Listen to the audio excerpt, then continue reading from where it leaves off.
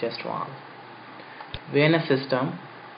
First we talk about the anterior chest veins. The anterior chest vein, how blood is come back to right side of the heart with deoxygenated blood. Just now in the previous video we talked about the arteries of the chest wall. Now we talk about the veins of the chest wall. What are the veins of chest wall? The blood is going back. Intercostal veins. First we talk about anterior intercostal vein. Anterior intercostal vein. These 5 anterior intercostal vein, they're going back. The origin of this artery, the origin was musculophrenic artery, but now here they've changed the name here. It's a vein, it's become the vein now because now blood is going back. Blood is going back. It's the epigastric vein. So epigastric vein is coming from anterior abdomen. It's going back. And the musculophrenic vein. The musculophrenic vein receive these veins, intercostal veins, the 5 anterior intercostal veins, and superior phrenic vein. This vein is come from diaphragm. This vein is coming from downside. We having diaphragm. This vein, superior phrenic vein, and these anterior intercostal veins. These veins now enter to musculophrenic.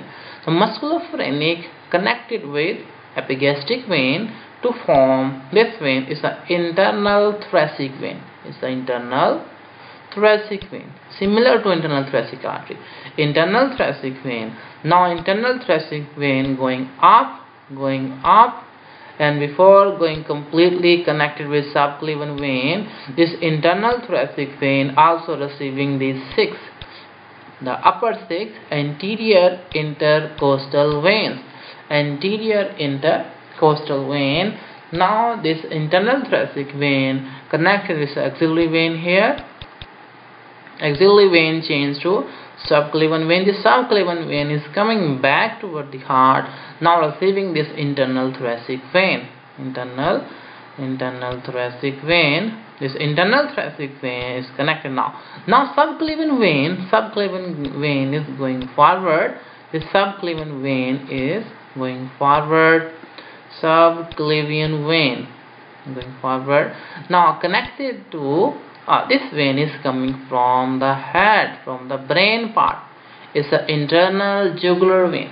This internal jugular vein connected to this subclavian vein. It's on the right side, or it's the right subclavian. It's the right internal jugular. They both fuse to form here another new vein. Now connection here. The connection is the right brachiocephalic vein. This right brachiocephalic vein connected to left brachiocephalic vein to form the vena cava. Now we see on the opposite side, this right side of the chest. On the left side, again from the head neck, the vein is coming down. That vein is internal jugular vein. Internal jugular vein. This internal jugular vein on way is received subclavian vein. This subclavian vein changed to brachiocephalic now. It's internal jugular. It's a subclavian vein. Now connected is a brachiocephalic vein. Now this brachiocephalic vein running toward right brachiocephalic. This brachiocephalic vein is left brachiocephalic vein. Left brachiocephalic vein. This left brachiocephalic vein now have subclavian vein receiving the other veins like is internal thoracic vein. Internal thoracic vein.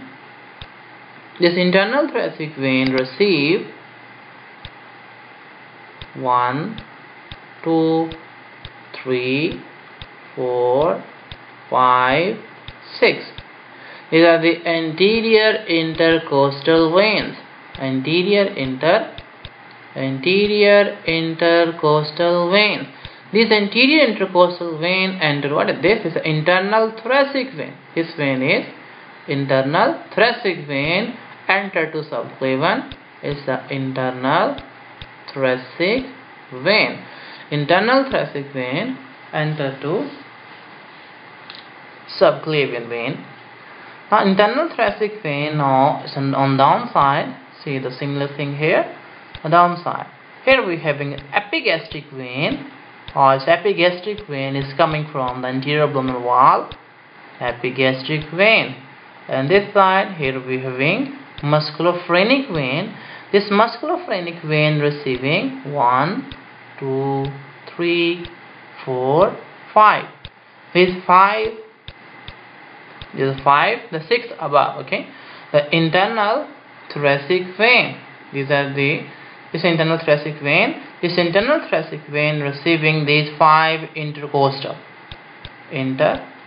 similar to this side, 5 intercostal veins. These intercostal veins still anterior intercostal vein, anterior intercostal vein. Now this is the musculophrenic vein. Musculophrenic vein also receive one branch from diaphragm, superior phrenic vein. Here, similar here. Okay, superior phrenic vein enter to musculophrenic, and intercostal veins, anterior and lower 5 intercostal vein also enter to musculophrenic. Now musculophrenic and epigastric vein connected, and they connected. Now they're going upward in the form of internal thoracic vein. Internal thoracic vein are on way also receiving the upper 6 intercostal veins. Now internal thoracic vein going back to subclavian vein. Subclavian vein is connected to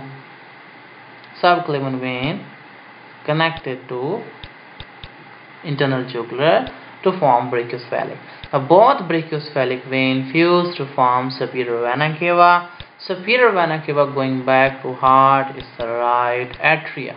This is all about anterior chest veins. Anterior chest vein. Now we talk about posterior chest vein. So you can see the anterior chest vein, the same artery, the same things there.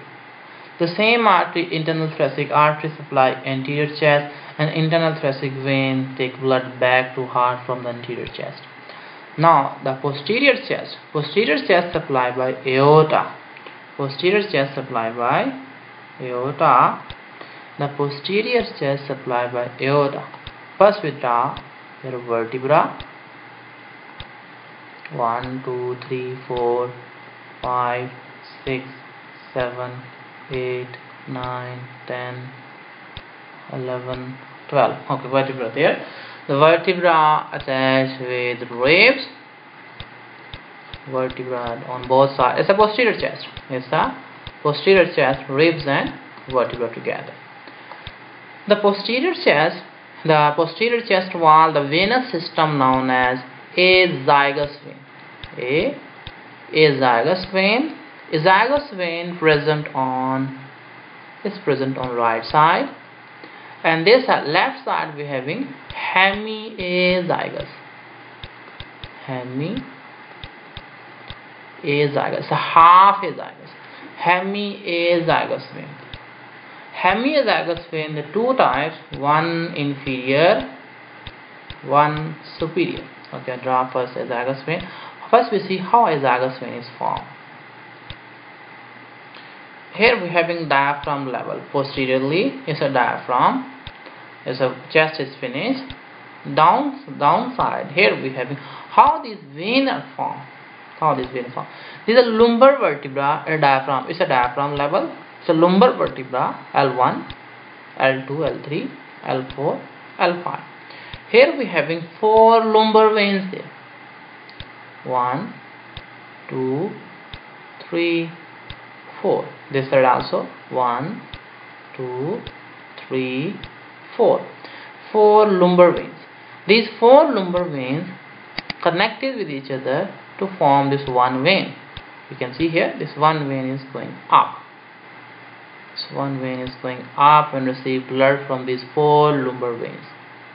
4 lumbar veins. Here we having the rib number 12.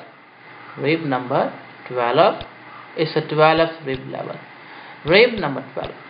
The spaces here, if we have rib number 11, this space still here between rib is known as intercostal space. This space is intercostal space. Here is no space below the 12 number rib, this area known as subcostal area. So under this we having one vein there. This vein name is subcostal vein.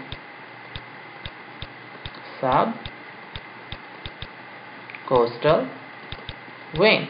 The subcostal vein, this side is right side, left side, or again this vein is subcostal